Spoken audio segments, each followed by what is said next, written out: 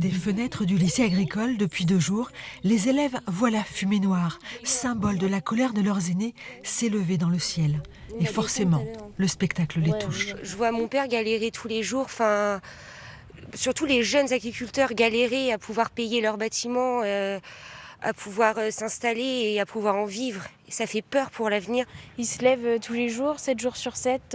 C'est des heures passées jusqu'à minuit, 3 heures du matin. Voilà, c'est quand même un métier où on se dévoue et c'est une passion. L'agriculture, c'est une vie.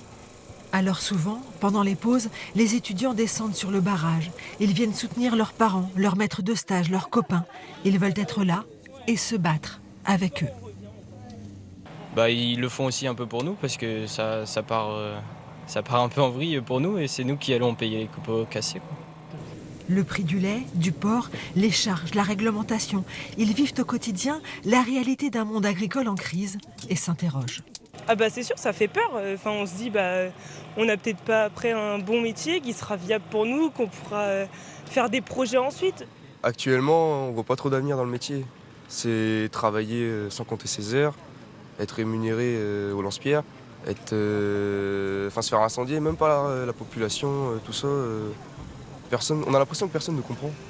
Sans s'en rendre compte, tous, pourtant, disent déjà nous pour parler des agriculteurs.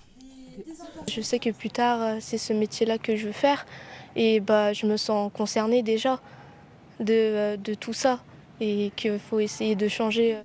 Cette année, le lycée accueille 340 élèves, des effectifs en hausse de 7%, signe que le métier continue de faire rêver.